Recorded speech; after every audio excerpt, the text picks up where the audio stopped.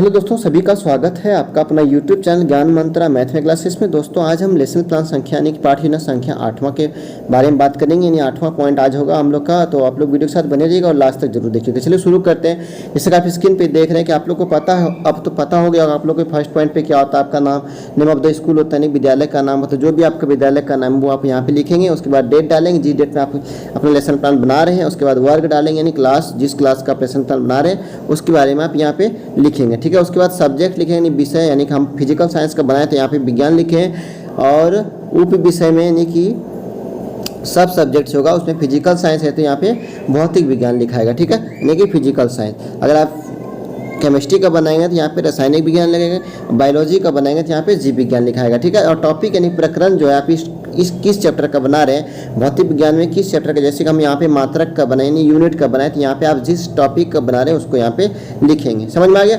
तो यहाँ पे मात्रक का बनाया तो यहाँ पे मात्रक लिखे हैं। और उसके बाद क्लास पीरियड, जिस पीरियड में आप क्लास लेंगे इस टॉपिक का उसको यहाँ पे इंक्लूड करना है।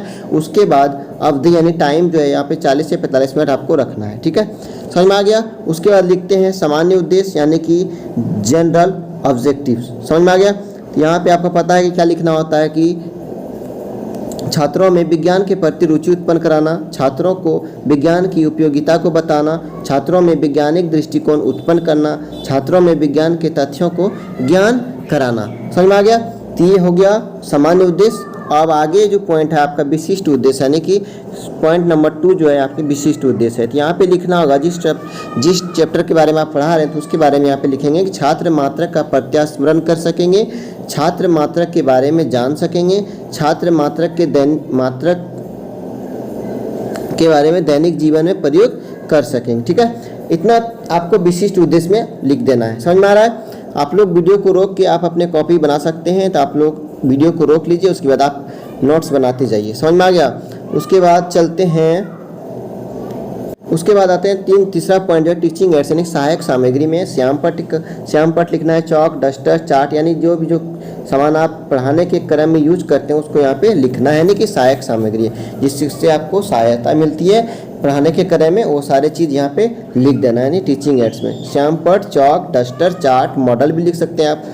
समझ में आ गया? उसके बाद आता है प्रीवियस नॉलेज यानी कि पूर्व ज्ञान जो बच्चे को पहले से है थोड़ा बहुत, तो यहाँ पे लिखेंगे छात्रों को नाप तौल के विषय में सामान्य जानकारी रखते हैं। जितने बच्चे हैं वो नाप तौल के बारे में, जितने भी बच्चे पढ़ रहे हैं 9, 10 में पढ़ रहे तो उसको थोड़ा बहुत तो मालूम होगा, उसको प्रीवियस नॉलेज से पूछ लेना है आपको। उसके बाद यहाँ पे लिखना है कि छात्रों नाप तौल के विषय में सामान्य जानकारी रखते हैं। समझ में आ गया? उसके बाद आते हैं शिक्षण बिंदु। शिक्षण विधि को बाद में लिखना है। जैसे आप पढ़ाने के बाद आप जो विधि यूज करेंगे उसको यहाँ पे लिखना है, तो आपको बाद में इस पॉइंट को लिखना है, टीचिंग मेथड को। समझ में आ गया? उसके बाद है मोस्ट इंपॉर्टेंट पॉइंट है प्रस्तावना के प्रश्न। यहाँ पे ये जो है ये बहुत इंपॉर्टेंट पॉइंट है। ठीक है, 6 पॉइंट जो है यहाँ पे आपको प्रश्न पूछना है बच्चे को, क्या मतलब बच्चे को प्रश्न करते करते अपने टॉपिक की तरफ लाना है। तो यहाँ पे लिखना होगा, यहाँ पे प्रश्न करना है आपको बच्चे उस टॉपिक से रिलेटेड कि कपड़े को किससे मापा जाता है, यानी कि उसमें आपको बच्चे को पूरा ध्यान को आकर्षित करने के लिए उससे प्रश्न करना है। ठीक है, तो कपड़े को किस में मापा जाता है, तो कपड़े को बच्चे बोलेंगे कपड़े को मीटर में मापा जाता है, तो आपको यहाँ पे लिखना है। यानी कि छात्र अध्यापक क्रिया आप पूछेंगे, यानी कि जो आप लेसन प्लान बना रहे हैं आप पूछेंगे ये प्रश्न, उसके बाद बच्चे इधर जवाब देंगे। उसके बाद दूसरा प्रश्न पूछेंगे कि दूध को किस में मापा जाता है, तो दूध को बच्चे बोलेंगे दूध को मिलीलीटर माप में मापा जाता है। समझ में आ गया? उसके बाद तीसरा क्वेश्चन जो हो जाएगा चीनी, चावल आदि को किस में मापा जाता है, तो बच्चे बोलेंगे ग्राम, किलोग्राम, क्विंटल, यानी क्विंटल में होता है ना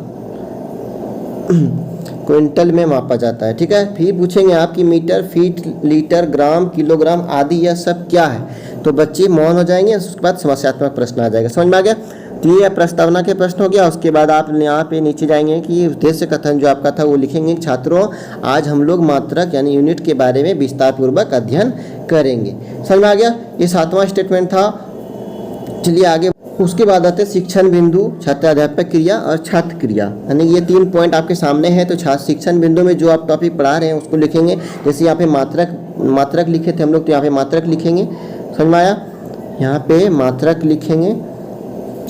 उसके बाद व्याख्यान करेंगे, उसके बारे में बताएंगे कि मात्रक क्या होता है। तो छात्र अध्यापक क्रिया में बताएंगे भौतिक राशियों को मापने के लिए नियत किए गए मान को मात्रक कहते हैं। समझ में आ गया? और जैसे दूरी को मापने के लिए मिलीमीटर, सेंटीमीटर और मीटर, किलोमीटर आदि, ये सब क्या है, भौतिक राशि को मापने के लिए नियत किए गए मान को मात्रक कहते हैं। जैसे कि दूरी को मापने के लिए, दूरी जब मापते हैं हम लोग तो ये सब सारे यूज करते हैं, सेंटीमीटर में, मीटर में, किलोमीटर में, समझ आ गया। और यहाँ पे लिखेंगे छात्र क्रिया में कि छात्र ध्यानपूर्वक सुनेंगे। उसके बाद आगे भी लिखना है कि मानक मात्रक जो है, स्टैंडर्ड यूनिट जो है, ये आप पे लिखना है आपको कि मानक मात्रक की परिभाषा इस प्रकार है, किसी भौतिक राशि के निश्चित वास्तविक मूर्त रूप को उस राशि का मानक मात्रक कहते हैं। राशियों की मात्रा ज्ञात करने के लिए अनेक मात्रक पद्धतियाँ प्रचलित है। किसी पद्धति में दूरी का मात्रक मीटर होता है तो किसी में सेंटीमीटर होता है। ठीक है, ये आपका प्रश्न हो जाएगा, मानक मात्रक का हो गया। और ये यहाँ पे था आपका मात्रक, यानी कि वीडियो को आपको रोक के अच्छे से लिख लेना अपने कॉपी में। हम फिर से आपको दिखा रहे हैं, धीरे धीरे समझ में आया। आपको वीडियो को रोक के लिखना, नहीं तो फिर वीडियो बहुत लंबा हो जाएगा। ठीक है, समझ में आया, पूरा क्लियर दिख रहा होगा,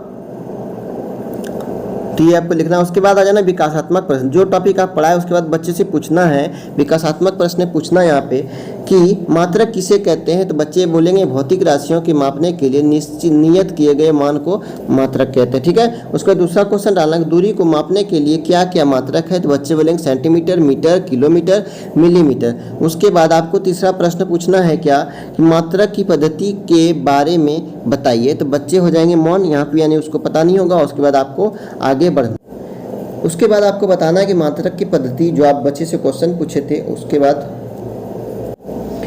तो यहाँ पे स्पष्टीकरण में लिखना है आपको भौतिक राशियों को मापने की पद्धति निम्न है। भौतिक राशि को मापने के लिए पद्धति जो है वो, पद्धतियाँ जो है वो निम्न है। पहला है सीजीएस, यहाँ पे सेंटीमीटर, ग्राम सेकेंड पद्धति या गौसीय पद्धति बोलती है इसको। उसके बाद यहाँ पे उसको व्याख्यान कर देना है, यानी कि उसके बारे में बता देना है कि इस पद्धति में द्रव्यमान, लंबाई तथा समय को ग्राम, सेंटीमीटर तथा सेकेंड में मापा जाता है। ये हो गया सीजीएस में। ठीक है, दूसरा पॉइंट है एमकेएस पद्धति, यानी कि मीटर, किलोमीटर, सेकेंड पद्धति या जार्जी पद्धति।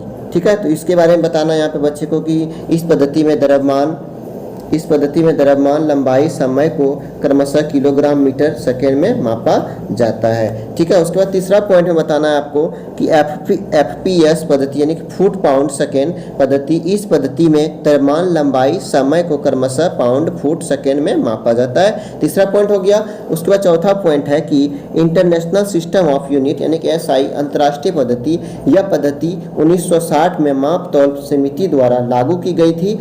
एसआई पद्धति में कुल 7 मूल मात्रक है, मीटर, सेकेंड, केल्विन, कैंडेला, मोल, एम्पियर तथा किलोग्राम। ठीक है, तो ये आपको चारों पॉइंट के बारे में बता देना है कि मात्रक की पद्धति के बारे में। ठीक है, पहला क्या था फिर से दिखा देते हैं आपको। पहला था सीजीएस पद्धति, दूसरा है एमकेएस पद्धति, तीसरा है एफपीएस पद्धति और चौथा है इंटरनेशनल सिस्टम ऑफ यूनिट, यानी कि एसआई अंतर्राष्ट्रीय पद्धति। समझ में आ गया।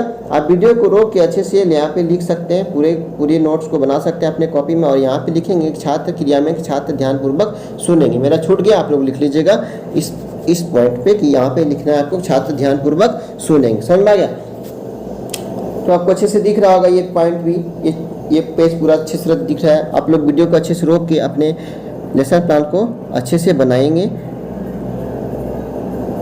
ठीक है, फिर से हम दिखा दे रहे हैं आपको,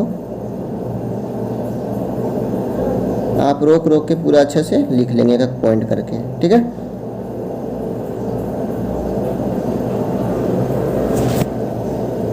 चलिए आगे बढ़ते हैं।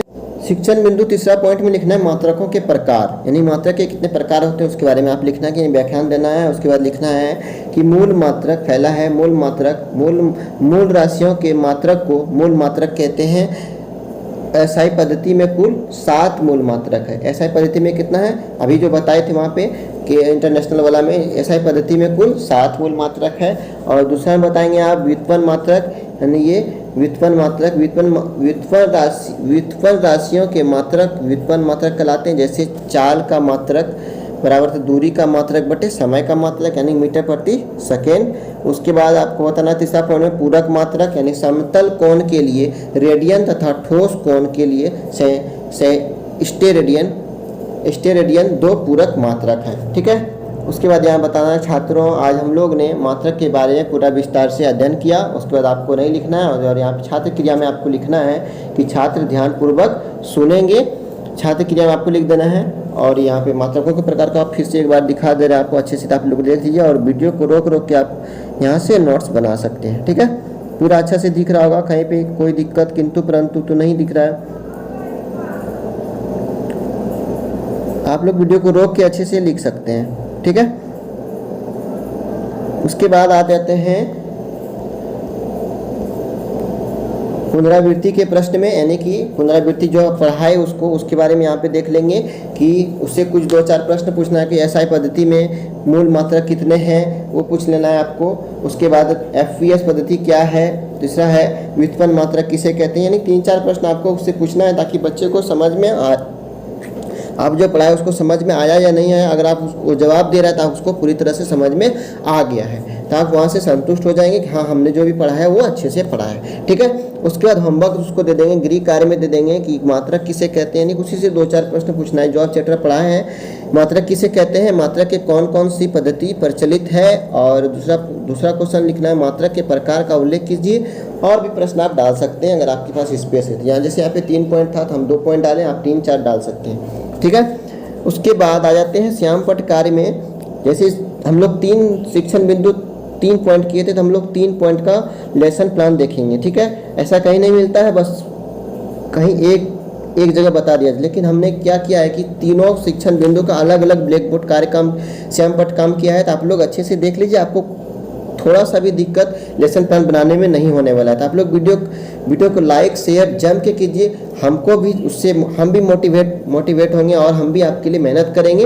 आप लोग का लाइक शेयर और आपका प्यार देख के हम भी थोड़ा उत्साहित होंगे, तो आपके लिए और मेहनत करेंगे। ठीक है, तो आप लोग वीडियो को पूरा अच्छे से देखिए और अपने दोस्तों में शेयर कीजिए और लाइक कीजिए, सब्सक्राइब कीजिए। हम आपके लिए एक पॉइंट पूरा क्लियर कर दे रहे हैं। ठीक है, यहाँ पे लिखेंगे फर्स्ट पॉइंट था मेरा क्या था, मात्रक। तो उसका ब्लैक बोर्ड काम किया है कि यहाँ पे भौतिक राशि के बारे में कुछ लिख दिए हैं, उसके बारे में देखिए यहाँ पे लिखा हुआ है। इस तरह से आपको ब्लैक बोर्ड काम कर लेना है, पूरे अच्छे से दिखाई दे रहा है। उसके बाद आपको आ जाना है मूल्यांकन प्रश्न में, यानी कि मूल्यांकन प्रश्न में आपको आना है कि 2-4 प्रश्न यहाँ से करना है कि मात्रक किसे कहते हैं, दूरी को मापने के लिए क्या क्या मात्रक है। ये 2-4 प्रश्न आपको मूल्यांकन प्रश्न कर लेना है पढ़ाने के बाद, यानी कि ब्लैक बोर्ड स्किल करने के बाद आपको ये काम करना है। ठीक है, समझ में आया? तो ये ब्लैक बोर्ड शिक्षण बिंदु 1 का था। अब शिक्षण बिंदु 2 का देखते हैं हम लोग। यहाँ पे देखिए मात्रक पद्धति, जो हमने शिक्षण बिंदु 2 पे दूसरा नंबर पे मात्रक पद्धति पे किए थे शिक्षण बिंदु 2 में, तो उसका यहाँ पे ब्लैक बोर्ड स्किल देख लीजिए। श्यामपट्ट कार्य कि भौतिक राशि को मापने की पद्धतियाँ निम्न है। पहला था सीजीएस पद्धति, एमकेएस पद्धति, एफवीएस पद्धति और इंटरनेशनल सिस्टम ऑफ यूनिट यानी एसआई पद्धति। इस तरह से आपको पूरा अच्छे से लिख देना है ताकि ब्लैक बोर्ड पूरा भरा दिखे और बच्चे को पूरा अच्छी तरह से समझ में आ जाए। और उसके बाद मूल्यांकन प्रश्न कर लेना है। यहाँ पे सीजीएस पद्धति क्या है, एमकेएस पद्धति क्या है, इसी से 2-4 प्रश्न आपको पूछ लेना है। ठीक है, उसके बाद शिक्षण बिंदु 3 पे आते हैं। यहाँ पे दिखाई दे रहा है, आप लोग वीडियो को रोक के अच्छे से नोट्स कर सकते हैं, अपने कॉपी पे लिख सकते हैं। ठीक है, देखिए दिखाई दे रहा है।